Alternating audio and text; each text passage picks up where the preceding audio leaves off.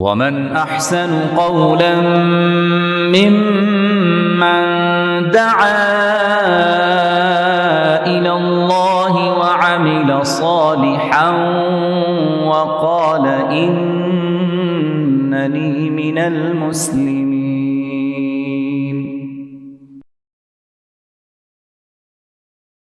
Assalamu alaikum. This is Haleh Banani. Bismillah, wassalatu wassalam ala Rasulullah. Many parents used to complain that they never see their kids. They complained about the fact that they're always with their friends, they're always out, and they wished that they had some quality time together. Well, your wish has come true, and it's 24/7 that you are with your kids and being at home, studying, trying to work. You are being everything to them. You're being the teacher, the therapist, the nurse, everything. And it is very overwhelming, I'm sure. And many of my clients have complained to me saying that my kids are just absolutely driving me crazy, that this is too much. How do the teachers do it? First of all, we have to be very grateful and thankful to our teachers and our schools that they have been taking care of this for so long. And I know that as the time passes, it becomes more and more overwhelming. So you may be frazzled, you may be frustrated, and you may be fuming. And you have one of two choices. You have the choice of either blaming your kids, getting really angry and making the situation worse, or you can take responsibility, you can make a few adjustments and transform the situation, inshallah. So many times when parents bring their kids to me, they will just say, fix my daughter, fix my son. And when I start asking them questions about themselves, about their relationships, about their anger management, then they quickly say that this session is not for me. This is about my child. You need to fix my child. I don't need the session. And many times they don't realize that they are such a vital role in this equation, that they play a very important role. And so we need to handle this with a lot of wisdom. This is an opportunity that Allah has granted us for us to have this kind of forced detox. We have been forced into having all of this quality, maybe not so quality time together. And we want to make sure that we focus our energy in a way that it will actually count as quality time. And in order to do that, we need to have hikmah. We need to have wisdom. And Allah says, يُؤْتِ الْحِكْمَةَ مَنْ يَشَاءُ وَمَنْ يُؤْتَ الْحِكْمَةَ فَقَدْ أُوتِيَ خَيْرًا كَثِيرًا وَمَا يَذَّكَّرُ إِلَّا أُولُو الْأَلْبَابِ.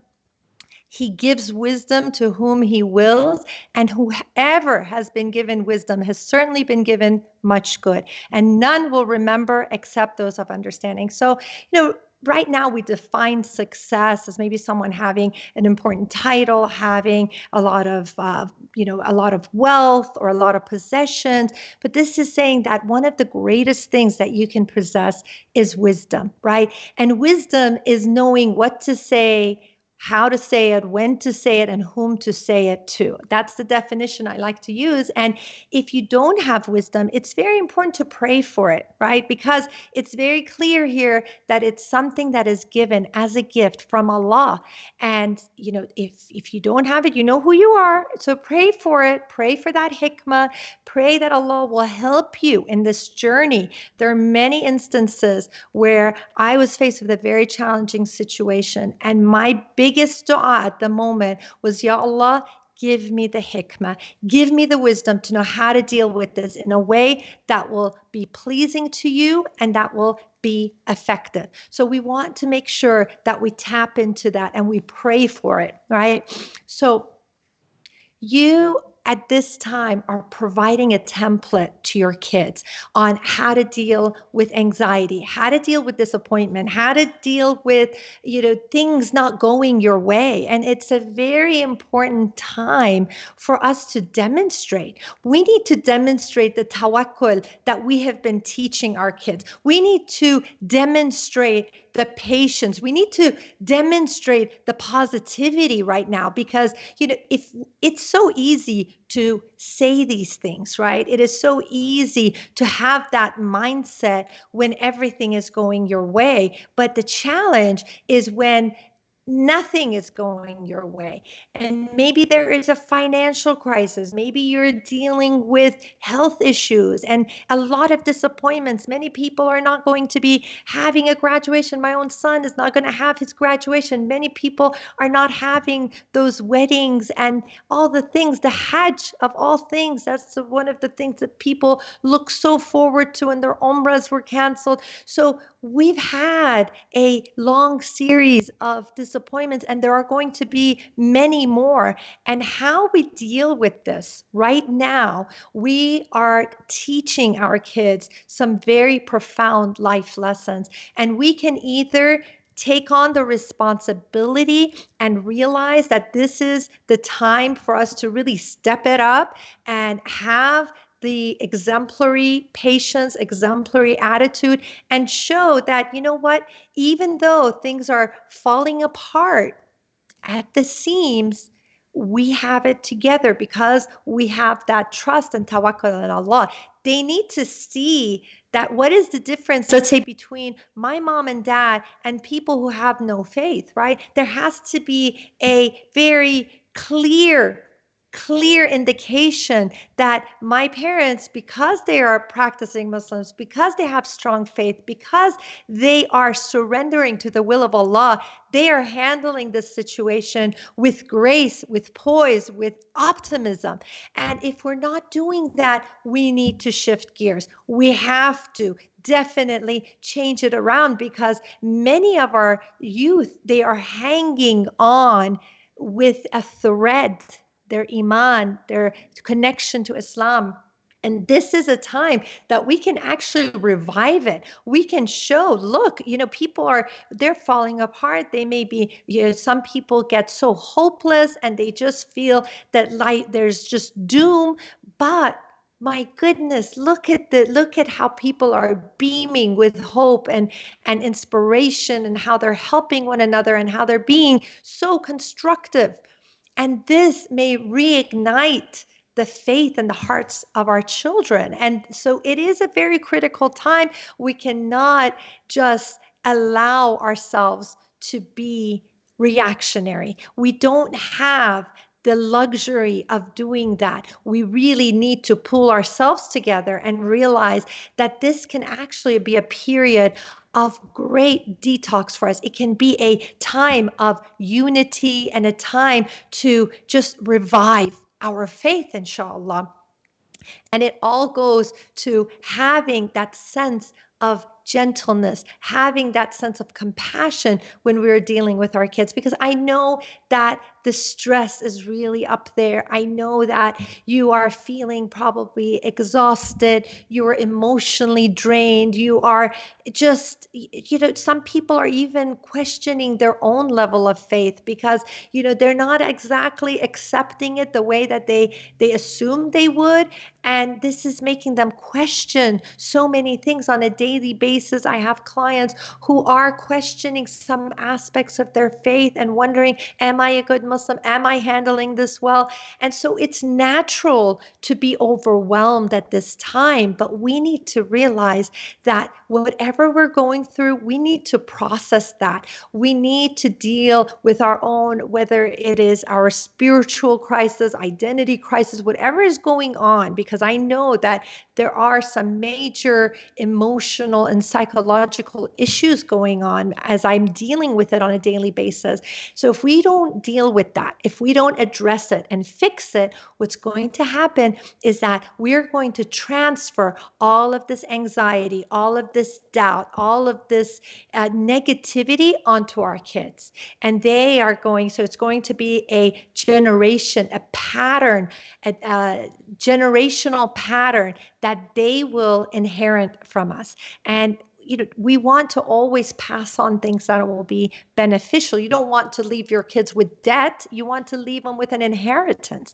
So in the same way, we don't want to leave our kids with just emotional baggage. We don't want to leave them with doubt and despair and hopelessness, because then they are not going to have the tools to deal with life's challenges. And so in that spirit that I am going to be now a leader in my home, and I'm going to take this and really turn it around and have that gentleness and compassion. And Allah says, فَقُولَا لَهُ قَوْلًا لَيِّنًا لَعَلَّهُ فَقُولَا لَهُ قَوْلًا لَيِّنًا لَعَلَّهُ يَتَذَكَّرُ أَوْ يَخْشَى. And speak to him with gentle speech that perhaps he may be reminded or to fear Allah. And this is the Prophet Musa alayhi salam being reminded to speak to Fir'aun, was the biggest transgressor. But it says, talk gently. Talk gently. Look at the amazing psychology of that, the amazing impact that this could have, because of course, Allah knows our nature. Allah knows that when we are treated with kindness and gentleness, that is much more effective than harshness, right? And yet, we choose to be so harsh. We treat our children as if they are Pharaoh. We treat them with that sense of no mercy. And this is going to really push them away from us. It's going to push them away from the deen. So we really need to change our approach and be reminded that even the biggest transgressor was the biggest transgressor that Musa was alayhi salam was going to talk to. Musa was encouraged to talk to him with gentleness, because that is what's going to soften the heart. So if you are a parent, if you are in da'wah, if you are trying to, nothing is going to impact your message as much as that gentleness, the kindness, and your character. That is what's going to shine through, not the message. It is your behavior towards them. And so it's really important to have an abundance mindset. When you are dealing with your children, it is critical to have an abundance mindset. Now, what is that? That is about having this idea that there is plenty. We have plenty, that we are not lacking. There's plenty of time. We have plenty of time, most of us, right? Plenty of time. There are resources. We have, inshallah, plenty of iman to get through this. When someone has a scarcity mentality, they always feel like it's just not enough. No matter what they have, they feel that this is not enough. And you find that there's been a lot of studies done on children who lived through the Great Depression and the impact that it had on them. Their mindset, they had a scarcity mindset. They felt nothing was enough. And even though some of those individuals, those kids, they grew up and they became multimillionaires, but their mindset never changed. And so right now we're at a very pivotal time, and we need to be aware that the way we deal with this is going to have a profound impact on our children. And it will either make them feel like there is a scarcity mindset and they just don't have enough and there's fear in their hearts, or they will have that abundance mindset. Another aspect of having an abundance mindset is being optimistic. You know, as a mu'min, we have no choice but to be optimistic, right? We really need to focus on that. And this is the time, whatever optimistic muscle that we have, that we need to build it, okay? It may be flabby, it may be very weak, but this is the time to push. You need to push and really build that positivity muscle, because that is what's going to help you in dealing with all this, right? Where is pessimism going to take you? If you're just sitting there and complaining and fearful and thinking that nothing is good in your life, where is that going to take you? Other than hopelessness, depression, despair, and you're going to ruin all your relationships, right? Another aspect of abundance mindset is, being able to be content. Okay, it's hard to be maybe happy about some of your circumstances. It's hard to say, okay, I don't have a salary. I can't pay the rent. I have these issues. I have health issues. I lost a loved one. I get that it's very difficult to even expect anyone to be happy about that, but it's about having rida. It's about being content and accepting the qadr of Allah. We have to have that in our heart. We have to know that Allah has a master plan, and whatever is happening, there's khair in it. There's goodness, and something great is going to come out of this, inshallah. And we also have to make sure that we are embracing change. So having an abundant mindset is you embrace the change. You realize, my goodness, nothing is the same. Everything has changed. And there are people who will either thrive in this environment, they will make the necessary changes, they will adapt, and they will thrive. And then there are those who just are so resistant to change. They don't like it. They don't want to learn. They don't want to do anything differently. So that is going to make a huge difference as far as what comes out of this. Because if you are simply resistant to change, then it's game over. Game over.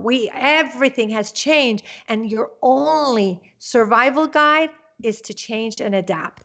And another aspect of the abundance mindset is being proactive. You have to take initiative. You have to be the one who makes certain changes instead of just being reactionary. If you're just sitting and waiting for doomsday, then nothing good is going to come out of this. If you have been numbing your mind with, ongoing Netflix, or numbing your mind with just the news, then you are not going to be very proactive. This is the time to take action. We got to get up and take action and make this time really count. And so another aspect of the abundance mindset is realizing what is great about this situation. And many times, I ask this for my client, what's great about your situation? Nothing's great about it. I hate it. I hate my situation. I hate what I'm going through. But you need to reflect, what can you at least learn from this? What is it that you have versus what is it that you don't have? Because most people focus on that which they don't have. They don't have it. They're just focusing, I'm not married. I don't have kids. Some people are saying, you know what, that may not be a bad thing right now, right? But no, we have to be grateful. We have to be grateful for whatever it is that you do have. Because what I notice is that whenever a person focuses on the things that they do have going for them in their lives, that is the thing that will grow and prosper, right? And Allah says repeatedly in the Quran that we need to have that shukr, we need to have the gratefulness, and very few people are going to be grateful. Let us be amongst those few who actually have that sense of gratitude. A scarcity mindset, it's really like looking at life as there's this like one pie, and if you have a bigger piece of pie, that means I get a smaller piece. So there is this greediness, there is this envy, there is never wanting for anyone else, and there's just this sense of me, and wanting to just take as much as you can for yourself. And this is completely un-Islamic. If anyone has that approach, right, you realize that there's a spiritual disease going on here, right? So we need to make sure that we don't see it as just one piece of pie, and you got to make sure that you grab the biggest piece, or if someone has a big piece, I'm going to snatch it out of their hands. This is absolutely jahiliyyah, right? This is a form of misguidance to think this way. When you recognize that there is abundance, Allah has given us so much, and if we are able to see that abundance, we would never have that kind of low mentality, low life mentality of I need to snatch from this person and that person in order to manage. So other times with the scarcity mindset, it is really about, oh, someone wins, someone loses. If she's winning, that means I'm losing. And what this does to us is that it's really going to affect us negatively, right? Now, how does this apply with our parenting? If you have this kind of scarcity mindset and you are scared and you're afraid and you're snatching, let's say your kids see you snatching things off the shelf, being greedy and thinking there's not enough and I have to take it for myself, this is all going to affect them. They're going to grow up with that scarcity mentality. They're going to have that same attitude towards you. Right? So one day when you are in your old age and they have adopted this mentality because you instilled it in them, they are not going to come and be this generous person to you because you have not demonstrated it. So if you want generosity, portray generosity. You want patience in your kids, you need to demonstrate patience. You want positivity and optimism, this is the time to portray it. And if you don't, then don't blame anyone, right? Don't blame anyone. Don't blame the society. Don't blame the friends. Don't blame the school. It is your ultimate responsibility to demonstrate all of the things that you want to see in your kids. And so it is very important to develop this abundance mentality, portray it, demonstrate it, teach it to our kids, and make sure that even if we have had some scarcity mentality, being greedy, feeling like it's not enough, and having that, we need to change it, shift gears, make that change. Now, I want to give you some practical tips because, it's always so easy to tell someone, well, sister, just, have more tawakkul or trust in Allah or, just be positive. But we need practical steps. I'm very much into the how to, and that's what I focus on whenever I'm dealing with anybody, whether it is in marriage, whether it's in parenting or individual, it's always about practical tips. Okay, so first and foremost, you need to take care of yourself. Okay, you're overwhelmed, you're emotionally drained, you are worried. I get it. So put yourself in that priority pyramid and know the priority pyramid is that you put Allah first, right? Make sure that you are doing your responsibility now more than ever. Connect with your family through the prayer, through the Quran, and really make that a priority. And it's great if you can set up a place in your home, if you don't already have it, as the prayer area and set it up, meet together. I know that life was so busy. Everyone was off doing their own things. Kids are in college, husbands at work, and everyone did their own prayers. But now that we're at home together, it really is important to prioritize praying together. Then you need to take care of yourself. Then you need to do self-care and make sure that you are filling your cup, so you cannot pour from an empty cup. If you're exhausted, so if you don't get enough sleep, make sure you get enough sleep. Make sure that you're eating right. I know that many mothers will tell me, I didn't eat until like 5 p.m. and she was up and from like 5:30 in the morning, didn't eat. She's like, I should have fasted, right? So this is a good time, actually. If you have not made up your days, if you just want to prepare for Ramadan, this is a great time to prepare yourself, do the fasting. If you're not eating, then you better, make your intention to fast and take care of your spiritual needs and take care of yourself physically. Get out there. Yesterday, I was absolutely exhausted.